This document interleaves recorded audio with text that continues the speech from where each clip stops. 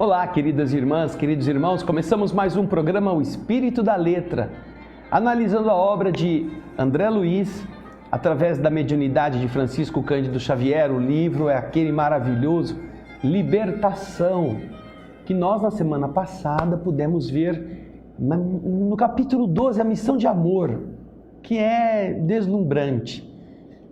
E não menos deslumbrante será o capítulo 13, a convocação familiar, que nós estaremos começando agora. Pegue o seu livro, pegue um papel para fazer anotações, ou no próprio livro faça as anotações com as palavras difíceis que você não entende, que nós estamos usando sinônimos, e assim você vai deixar bem marcadinho esse estudo, para você nunca mais se esquecer dele. Vamos então à nossa sala de leitura? Vamos lá! Bem, o capítulo 13º tem esse título, Convocação Familiar. Depois que eles haviam deixado a Irene e a Iracema num posto de socorro no plano espiritual, eles começam a ir para a casa onde está Margarida. Alcançando a grande residência em que Margarida descansava, antes de nos instalarmos de novo junto à doente, Gúbio, assistido agora pelo enorme respeito de Saldanha, dirigiu a ele a palavra, examinando a oportunidade de conversarmos com o juiz, o pai da Margarida, e analisar a situação da filhinha de Jorge, ali refugiada.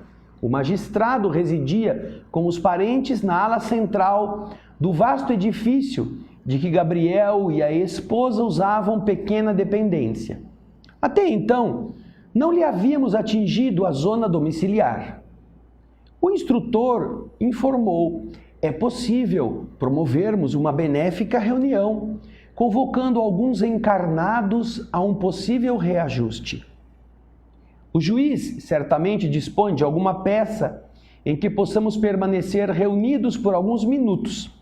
Saldanha concordou através de monossílabos, ao modo do aprendiz que se vê na obrigação de aderir indiscriminadamente ao mestre. O instrutor Gúbio, prestativo e simples, disse: a noite é propícia e atravessamos os primeiros minutos da madrugada. Entramos respeitosos, mas confesso que o sono do magistrado não poderia ser tão calmo quanto desejaria, em virtude do grande número de entidades sofredoras que lhe batiam as portas internas. Algumas rogavam socorro em altos brados.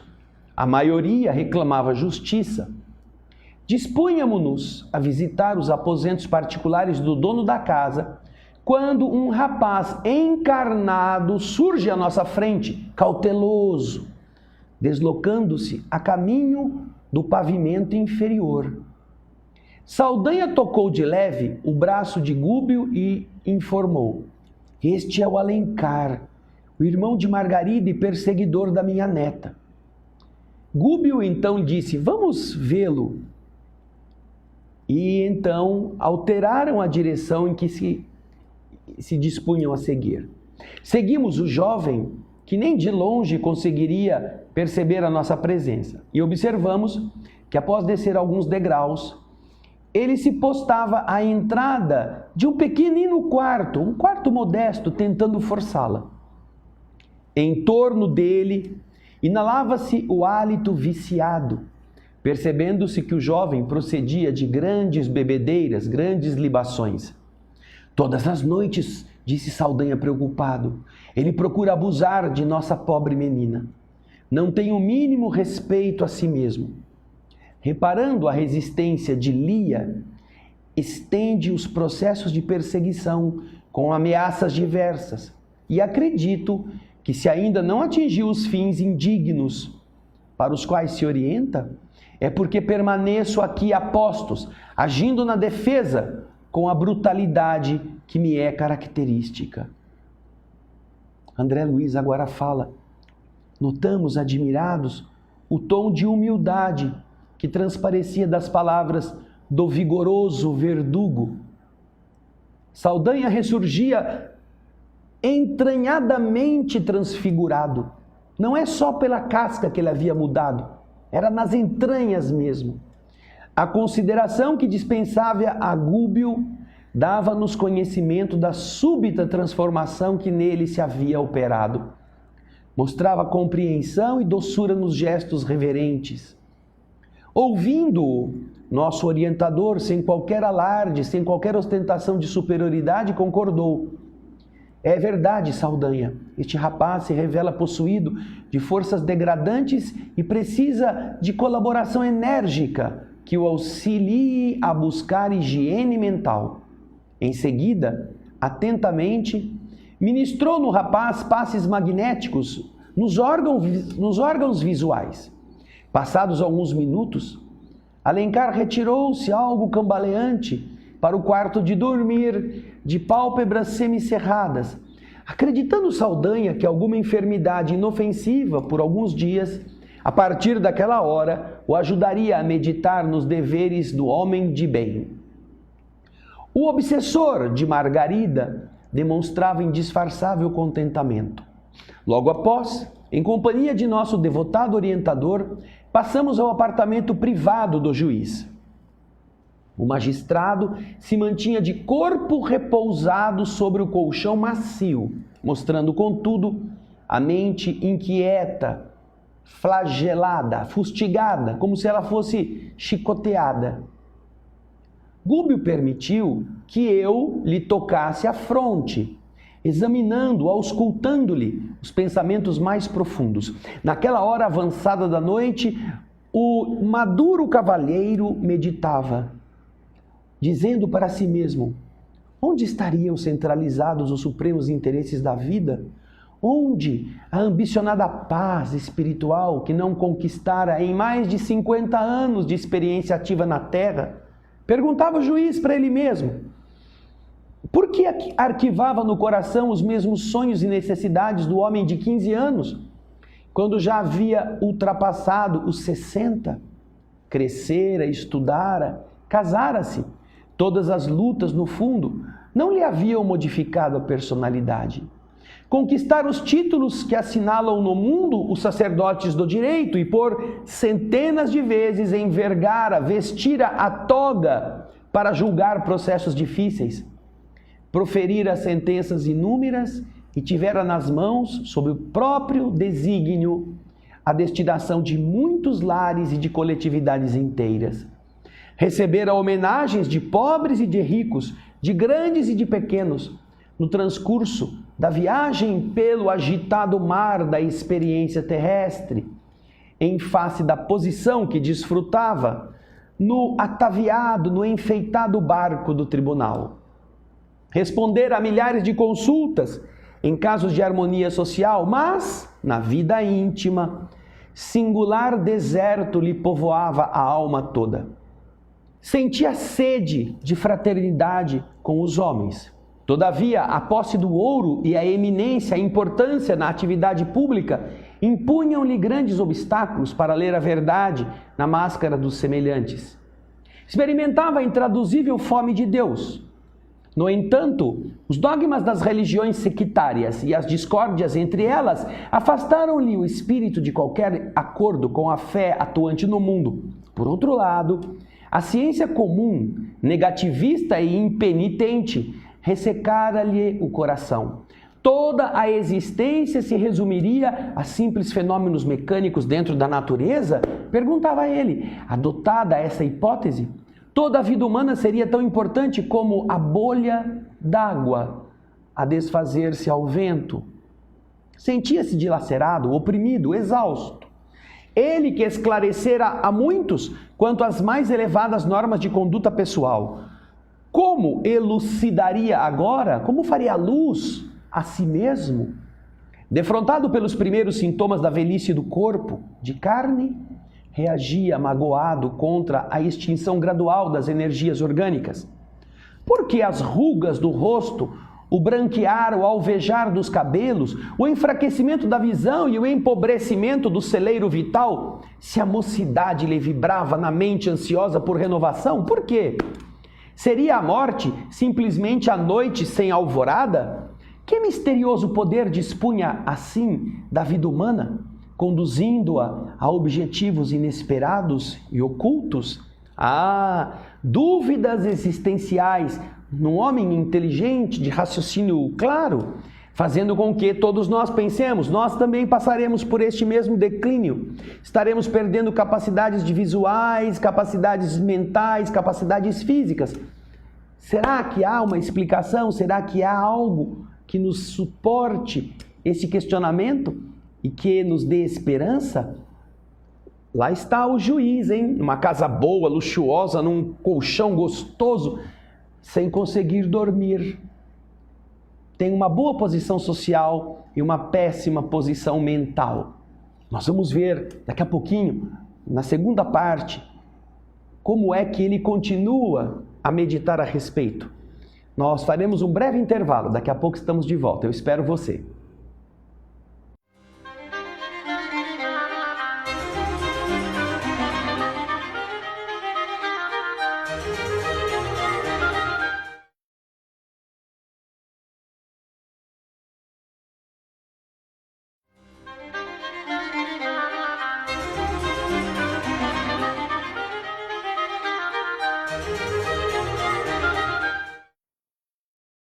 Olá, estamos de volta com o segundo bloco do capítulo 13. Quando agora nós vamos ver a família sendo tratada pelo amor de Gúbio. Eles já tentaram impedir a ação sexual agressiva de Alencar, o filho do juiz, sobre Lia, a neta de Saldanha. Agora estão no quarto. André Luiz pôs a mão sobre a cabeça do juiz que tentava dormir e começa a escutar o que ele estava pensando. Aí André Luiz diz assim na sequência: retirei a destra. A destra é a mão, não é a mão direita, percebendo que o respeitável funcionário tinha os olhos úmidos. Gúbio aproximou-se e colocou ele as suas mãos sobre a fronte, comunicando-nos que iria prepará-lo para uma conversação próxima, dirigindo-lhe as intuições para as lembranças, as reminiscências do processo em que Jorge fora implicado. Daí a instantes, notei que os olhos do juiz exibiam modificada expressão. Poderíamos dizer que contemplavam cenas distanciadas, com indizível tortura. Mostravam-se angustiados, doloridos.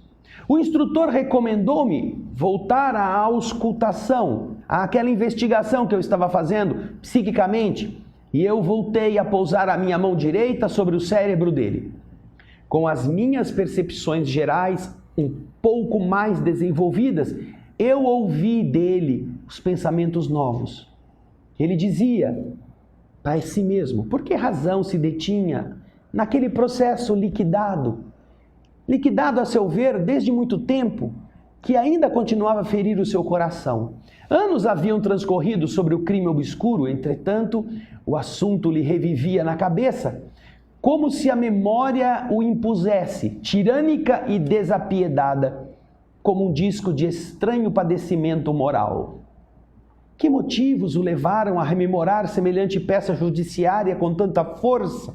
Via Jorge, mentalmente, esquecido no abismo da inconsciência, e lembrava-lhe as palavras veementes, vigorosas, afirmando inocência. Não conseguia explicar por que fortes razões ele havia recolhido a sua filha, a filha de Jorge, introduzindo-a no próprio lar. Debalde, em vão, procurava o motivo, o móvel secreto que o levava a demorar-se no assunto naquela madrugada de inexplicável insônia. Recordou que o sentenciado perdera a assistência dos melhores amigos e a própria esposa havia se suicidado em pleno desespero. No entanto, por que reter-se naquele caso sem importância? Ele, o juiz, chamado a processos incontáveis, apreciara enigmas muito mais intrincados e importantes. Não conseguia, por isso, justificar-se quanto às lembranças do humilde condenado réu de um crime comum. Nesse momento, o instrutor recomendou a Eloy e a mim a condução, o trazimento de Jorge, que estava dormindo lá na cela do manicômio, e, portanto, fora do veículo físico, o seu espírito, que nós trouxéssemos ao domicílio do magistrado, o Jorge, enquanto ele, Gúbio, prepararia o magistrado neste desligamento parcial do corpo através do sono. Voltamos, Eloy e eu, ao cubículo do obsidiado, que se achava ausente do corpo físico em grande prostração. Administrei-lhe ao organismo perispiritual recursos fluídicos reparadores e nós o transportamos à residência do juiz.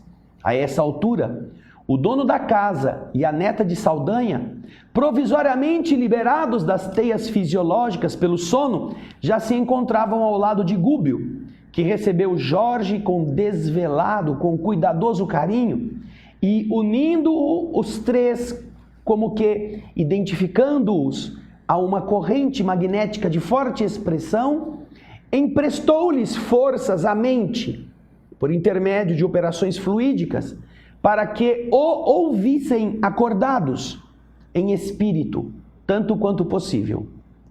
Notei então que o despertamento não era igual para os três. O despertamento variava de acordo com a posição evolutiva e as condições mentais de cada um. O magistrado era o mais lúcido, pela agilidade dos raciocínios. A jovem Lia, a filha de Jorge, colocava-se em segundo lugar pelas singulares qualidades de inteligência. Situava-se Jorge em posição inferior, por causa do esgotamento em que se encontrava. Vendo-se à frente do antigo réu e da filha, que ele identificou de imediato, o categorizado expoente da justiça, o juiz, perguntou a esmo, absorvido de insofreável, incontido espanto: "Onde estamos? Onde estamos?" Perguntou o juiz. "Nenhum de nós", diz André, se atreveu a responder. Gúbio, no entanto, orava em silêncio, e quando formosa luz se lhe irradiou do tórax e do cérebro, dando-nos a entender que o sentimento e a razão se achavam nele unidos, irmanados em claridade celeste, exclamou para o assombrado interlocutor, tocando-lhe afavelmente os ombros. Disse Gúbio: "Juiz, o lar do mundo não é tão somente um asilo de corpos que o tempo vai transformar. É igualmente o ninho das almas, onde o espírito pode entender-se com o espírito, quando o sono cela, quando o sono veda os lábios de carne suscetíveis de mentir. Reunimo-nos em teu próprio abrigo para uma audiência com a realidade." Ao ouvir isto, o chefe daquele santuário doméstico estava perplexo. Gúbio continua empolgante. "O homem encarnado na terra, diz ele, é uma alma eterna usando um corpo perecível, alma que procede de milenários caminhos para a integração com a verdade divina, à maneira do seixo, do pedregulho, que desce rolando nos séculos do alto dos montes para o seio profundo do oceano, do mar. Todos, juiz, todos somos atores do drama sublime da evolução universal, através do amor e da dor. Indébita, indevida, é a nossa interferência nos destinos uns dos outros, quando nossos pés trilham caminhos retos. Porém, se nos desviamos da rota adequada, é razoável o apelo do amor para que a dor diminua." Nesse momento, o magistrado, não é? E aqui quem está falando sou eu, o André. O magistrado, puxa, vendo Jorge, ele era o mais lúcido dos três. Logo, o magistrado ligou os conceitos que estava ouvindo à presença de Jorge na sala, diz André Luiz. E então, aflito, perguntou: "Porventura vocês apelam em favor deste condenado?" E o instrutor respondeu: "Sim", sem hesitar. "Você não acredita que esta vítima aparente de um inconfessável erro judiciário já tenha esgotado o cálice do martírio oculto? O caso dele, porém, permanece liquidado, disse. Gúbio respondeu: não, juiz. Nenhum de nós chegou ao fim dos processos redentores que nos dizem respeito. Não seria Jorge, acusado penitente, o único sentenciado indigno de uma pausa nas dores da remissão, da quitação de suas dívidas? Não seria ele o único. O interlocutor arregalou os olhos, mostrando certo orgulho ferido, e respondeu, quase sarcástico: mas eu fui o juiz da causa. Consultei os códigos necessários antes de emitir a sentença. O crime foi averiguado, os laudos periciais e as testemunhas condenaram o réu. Não posso, em sã consciência, aceitar intromissões, mesmo tardias, sem uma argumentação ponderosa e cabível. Lá está o magistrado, habituado a buscar provas, habituado a querer que outras coisas venham se opor às conclusões que ele havia achado corretas. Gúbio fez ele se lembrar que não era só o pobre do Jorge que precisaria ter uma interrupção no sofrimento das suas culpas. Havia mais pessoas nesse processo que também tinham culpas, né? Que guardavam alguma consciência de erros cometidos. Não é ele o único. Está aí, olha, você poderá acompanhar. Gúbio diz, relembra o juiz, ele não é o único que precisa vencer este momento difícil. Talvez querendo referir-se ao próprio juiz, você também errou. Mas aí o juiz se põe na defensiva, não é? Não, eu errei. Não, eu não erro, eu consultei os códigos, eu consultei os depoimentos, o caso dele já está liquidado. Não está não, seu juiz. Ainda não. É preciso que nós reabramos o caso. Mais ou menos é isso que o instrutor estará com essa argumentação ponderosa, com ponderação, alegando ao juiz. Mas vamos ver depois deste intervalo rápido como é que continua esta conversa entre os dois. Eu aguardo você daqui a pouquinho.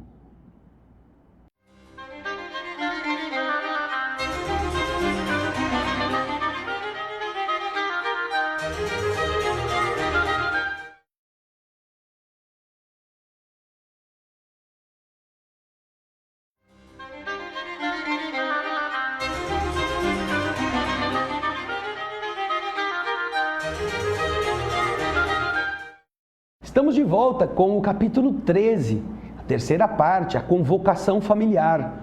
Agora eles estão falando com o juiz. O juiz quer argumentos novos para ouvir por que ele deve reabrir o caso. Gúbio, diz André, olhou-o compadecido e considerou-o. Eu compreendo a tua negativa. Os fluidos da carne constroem um véu pesado demais para ser facilmente rompido por aqueles que não se afeiçoam ainda diariamente ao contato da espiritualidade superior. Você invoca a tua condição de sacerdote da lei para esmagar o destino de um trabalhador que já perdeu tudo quanto possuía, a fim de que resgatasse intensivamente os erros do passado distante.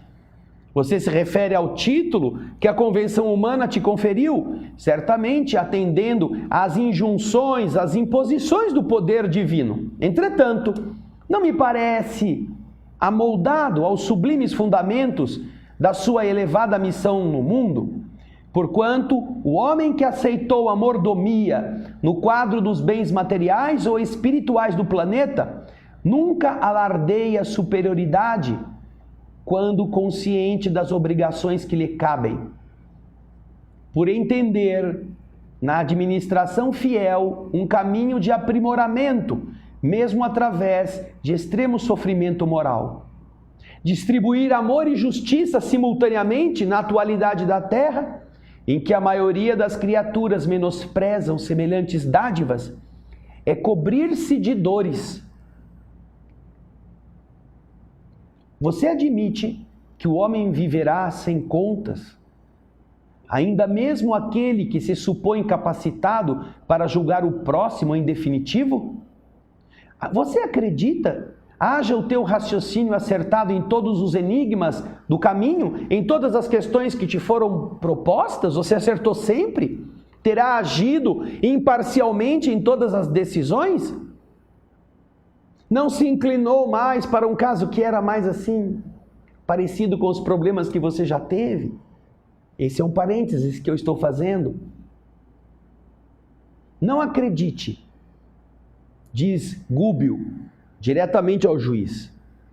O justo juiz foi crucificado num madeiro de linhas retas, por devotar-se no mundo à extrema retidão.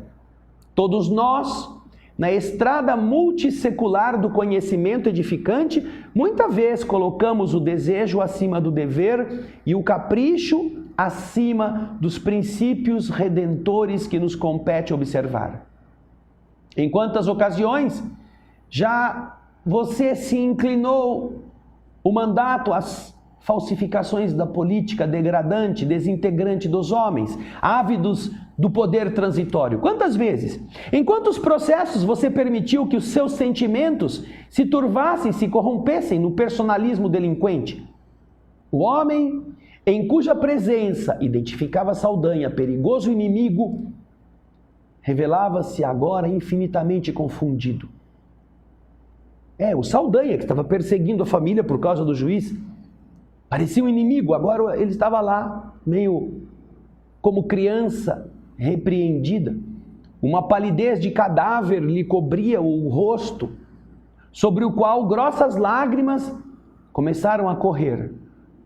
E em tom firme, Gúbio disse: juiz, não fosse a compaixão divina que te concede ao ministério diversos auxiliares invisíveis, te amparando as ações, por amor à justiça que você representa e às vítimas dos teus erros involuntários e das paixões obcecantes daqueles que te cercam, não te permitiriam permanecer no cargo.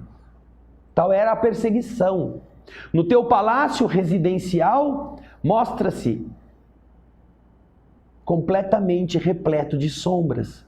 Muitos homens e mulheres, dos que já sentenciaste em mais de 20 anos nas lides do direito, arrebatados pela morte, não conseguiram seguir adiante, colados que se acham aos efeitos das tuas decisões e demoram-se em tua própria casa, te aguardando explicações oportunas. Missionário da lei, sem hábitos de prece e meditação, únicos recursos através dos quais poderias abreviar o trabalho de esclarecimento que te ajuda, que te assiste, grandes surpresas te reserva o transe final do corpo. Verificando-se uma pausa mais longa, o magistrado exteriorizou nos olhos indefinível terror, caiu de joelhos e rogou. Imagina, um magistrado em espírito se ajoelha diante daquele que está fazendo vibrar a sua própria consciência e lhe diz: benfeitor ou vingador, ensina-me o caminho. Que devo fazer a benefício do condenado? E Gúbio lhe responde: você facilitará a revisão do processo e vai restituí-lo à liberdade. E então o juiz lhe pergunta: ele é então inocente? Exigindo bases sólidas a futuras conclusões. E Gúbio então lhe responde: ninguém sofre sem necessidade à frente da justiça celeste. E tão grande harmonia rege o universo que os nossos próprios males se transformam em bênçãos. Disse Gúbio: explicaremos tudo. Diz ele ao juiz. E, diz André, dando-nos a perceber que precisava gravar na mente do juiz tudo quanto se lhe pedia da ação providencial, ele continuou: você não vai se restringir a essa mencionada medida. Você vai amparar a sua filha, hoje internada, por favor, em tua casa, vai interná-la, vai colocá-la num estabelecimento condigno, um estabelecimento adequado, onde ela possa receber a necessária educação. Mas o jurista intervém e diz: mas esta menina não é minha filha. E Gúbio lhe diz: você não seria, porém, convocado por nós a semelhante encargo se você não pudesse recebê-lo. Acredita, porém, que o dinheiro em disponibilidade deva satisfazer tão somente as exigências daqueles que se reuniram a nós dentro dos laços de sangue? Liberta o coração, meu amigo. Respira em mais alto clima. Aprende a semear amor no chão em que você pisa. Quanto mais eminentemente colocada na experiência humana, mais intensivo pode tornar-se o esforço da criatura na própria elevação. Na terra, a justiça abre tribunais para examinar o crime em seus aspectos variados, especializando-se na identificação do mal. Todavia, no céu, a harmonia descerra, abre santuários, apreciando-nos a bondade e a virtude, consagrando-se à exaltação do bem, na totalidade dos seus ângulos divinos. Enquanto é tempo, faça de Jorge um amigo e da filha dele uma companheira de luta que te afague um dia os cabelos brancos e te ofereça mais tarde a luz da prece, quando teu espírito for obrigado a transpor o escuro portal do túmulo. O juiz, em pranto, então interroga Gúbio: como agir, porém? E o instrutor calmo e convincente lhe diz: amanhã você se erguerá do leito sem a lembrança total do nosso entendimento de agora, porque o cérebro de carne é um instrumento delicado, incapaz de suportar a carga de duas vidas. Mas ideias novas vão surgir-te, formosas e claras, com respeito ao bem que você necessita praticar. A intuição, contudo, que é o disco milagroso da consciência, funcionará livremente, retransmitindo a você as sugestões desta hora de luz e de paz, como canteiro de bênçãos te ofertando flores perfumosas e espontâneas. Chegado esse momento, não permita que o cálculo te abafe o impulso das boas obras. No coração hesitante, o raciocínio vulgar luta contra o sentimento renovador, sujando-lhe a corrente límpida, com o medo de ingratidão ou com ruinosa obediência aos preconceitos estabelecidos. Diante de Saldanha, que acompanhava a cena, demonstrando indizível bem-estar, Jorge e a filha trocavam olhares de alegria e de esperança. Puxa, talvez houvesse justiça. Jorge poderia, quem sabe, sair da condição de presidiário, internado num hospício, e a filha, ao invés de ser apenas carne barata nas mãos de um jovem alucinado por sexo, poderia ser alguém que, educada em uma boa escola, se transformasse numa companheira da velhice deste mesmo homem. Ah, que esperança! Os dois agora, aliados ao coração de Saldanha, não poderiam ter na expectativa do futuro. Graças ao encontro da noite, em que nobres entidades se ocupam de nos fazer pensar novamente, sem nos humilhar, fazendo com que no dia seguinte, mesmo sem se lembrar das conversas diretas, o juiz, ao acordar, pensasse de uma forma mais nobre, de uma forma mais gentil, se sentisse inclinado a ser generoso, até mesmo para corrigir os erros que a sua consciência guardava, acusando-o em silêncio. Ainda não acabou esse capítulo. Daqui a pouquinho a gente vai voltar com a última parte. Eu espero você. É rápido.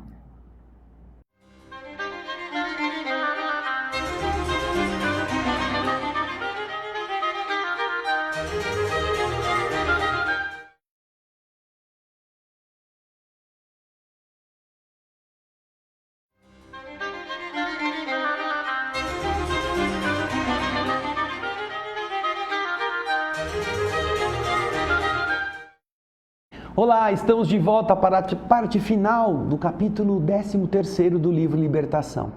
A convocação familiar. Primeiro, Gúbio liberta Jorge da obsessão de suas duas companheiras, mãe e esposa, em espírito. Jorge está no manicômio, encarnado.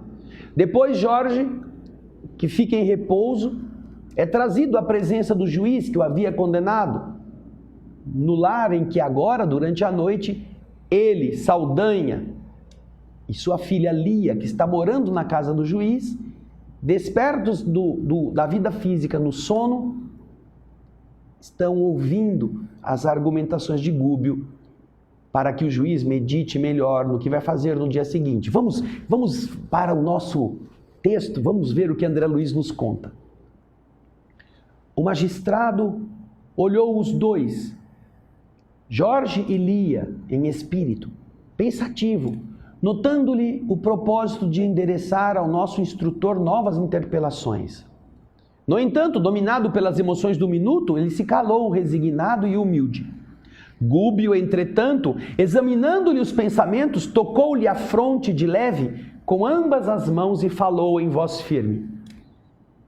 Você gostaria que me expressasse a respeito da culpabilidade do réu, a fim de que a tua consciência de julgador consolide certos pontos de vista já colocados no processo a que nos reportamos. Em verdade, quanto ao delito de que é presentemente acusado, Jorge tem as mãos limpas, não fez nada. Entretanto, a existência humana é como o precioso tecido, de que os olhos mortais apenas enxergam o lado avesso. Nos sofrimentos de hoje, pagamos os débitos de ontem. Com isto, não desejamos dizer que nossas falhas, muitas vezes oriundas da ociosidade ou da impenitência do agora, gerando resultados ruinosos para nós mesmos e para outros, sejam recursos providenciais ao pagamento de alheias dívidas. Porque se pensássemos assim, nós consagraríamos a fatalidade como soberana do mundo, quando, em todas as horas, criamos causas e consequências com os nossos atos cotidianos. As entidades que pranteiam, que lacrimejam as tuas portas, juiz, não choram sem razão. Mas dia menos dia, a toga que você veste temporariamente acertará contas com todos aqueles que em torno dela se lastimam. Jorge, porém, que aqui não se encontra em reclamações, e sim trazido por nós para benéfico entendimento, liberou com o sofrimento que enfrentou uma certa parte do pretérito doloroso. Gúbio, a essa altura, fez uma grande pausa em suas elucidações, olhou o interlocutor mais profundamente e prosseguiu com grave entono. Juiz, pessoas e acontecimentos que nos afetam a consciência de maneira particular não constituem objeto vulgar na marcha reveladora da vida. Por agora, você traz a mente dominada, subjugada pelo choque do corpo, ao retornar à carne, e não poderia nos seguir a escavação, a exumação do passado recente. Já te auscultei, já te investiguei, no entanto, os arquivos mentais, e vejo os quadros que o tempo não destrói. No século passado, você guardava o título de posse sobre extensa faixa de terra e se orgulhava da posição de senhor de dezenas de escravos, que, em sua maioria, reencarnados atualmente, te integram a falange de colaboradores nos trabalhos comuns, aos quais você se sente constrangido pela máquina funcional que você ocupa. A todos eles, você deve assistência e carinho, auxílio e compreensão. Nem todos os servos do passado, porém, se confundem no mesmo tipo de relações com o seu espírito. Alguns se destacaram, se salientaram no drama que você viveu e voltam ao seu caminho, impressionando-te o coração. Jorge de hoje era ontem teu escravo, embora nascesse quase sob o mesmo teto que te assinalou os primeiros choros, os primeiros vagidos. Era teu servidor perante os códigos da terra e era ao mesmo tempo teu irmão consanguíneo diante das leis divinas, ainda que afagado por uma outra mãe. Você nunca lhe perdoou semelhante aproximação, considerada em tua casa como um aviltante, um humilhante ultraje ao nome da família. Tendo ambos crescido e chegado à tarefa da paternidade, teu filho de ontem e de hoje, o Alencar, lhe desviou a filha do passado e de agora, a Lia. Ele teve a filha, a mesma filha, o mesmo espírito, e que agora também é filha dele. O Alencar, que agora está tentando transviar a mesma moça, fez isso lá no passado. E quando semelhante amargura aconteceu com o menosprezo supremo para um lar cativo, quando o filho do patrão estuprou a filha do escravo,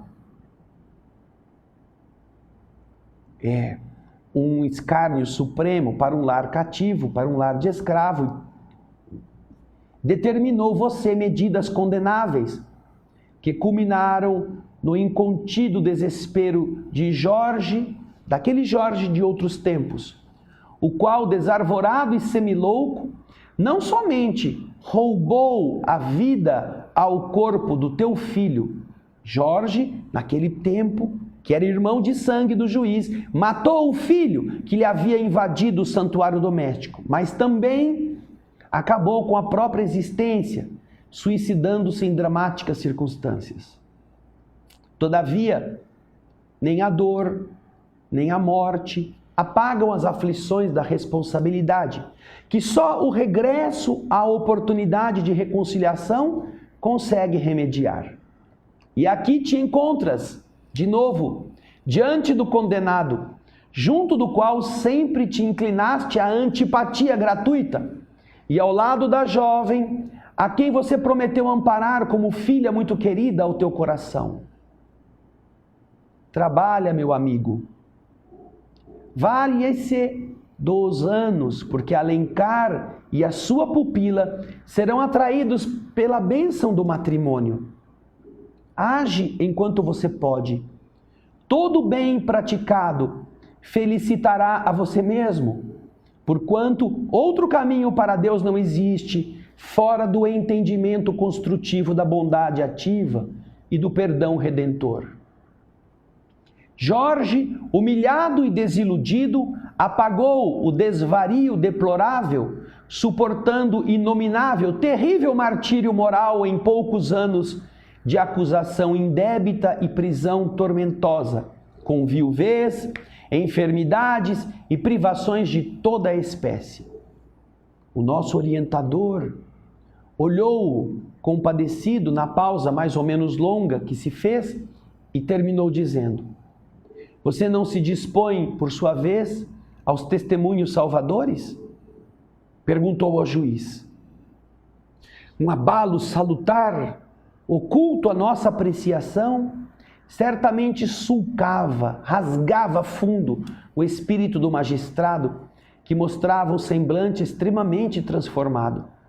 Nós o vimos levantar-se em lágrimas, cambaleante. A força magnética do nosso instrutor alcançara-lhe as fibras mais íntimas, porquanto os olhos dele pareciam iluminados de súbita determinação. Abeirou-se de Jorge em espírito, estendeu-lhe a mão em sinal de fraternidade, que o filho de Saldanha beijou igualmente em pranto, e em seguida acercou-se da jovem, abriu-lhe os braços acolhedores e exclamou comovido: você será minha filha daqui por diante, para sempre. Indescritível contentamento nos marcou o inesquecível minuto. Gúbio ajudou-nos a partir na direção do interior doméstico. E quando nos dispunhamos a reconduzir Jorge ao presídio de cura, onde o corpo em repouso o esperava, Saldanha, plenamente modificado por uma alegria misteriosa que lhe refundia, que lhe transformava as expressões fisionômicas, avançou para o nosso instrutor e, tentando beijar-lhe as mãos, murmurou: nunca pensei encontrar uma noite tão gloriosa quanto esta. Ia desmanchar sem palavras de reconhecimento, mas Gúbio, com naturalidade, obrigou-o a reajustar-se, acrescentando: Saldanha, nenhum júbilo, depois do amor de Deus, é tão grande quanto aquele que recolhemos no amor espontâneo de um amigo. Semelhante alegria neste momento é nossa, porque te sentimos a amizade nobre e sincera no coração. E um abraço de carinhosa fraternidade coroou a tocante e inesquecível cena. Eram amigos agora. Saldanha e Gúbio se amavam como irmãos de verdade. E se tentava a partir de então restabelecer a justiça que, aparentemente injusta, havia conduzido um culpado à cadeia, mesmo vários anos depois do crime. Nada é por acaso. Há sempre um motivo. E o motivo não é o sofrimento. O motivo é a reparação, é o reequilíbrio, é a quitação do nosso ontem. Mas esse livro é inesquecível. Na próxima semana estaremos falando sobre o capítulo 14. Comece a lê-lo e nós teremos muita alegria de compartilhar com vocês as bênçãos desta libertação para a nossa alma. Muito obrigado pelo seu carinho. Até o próximo Espírito da Letra e muita paz.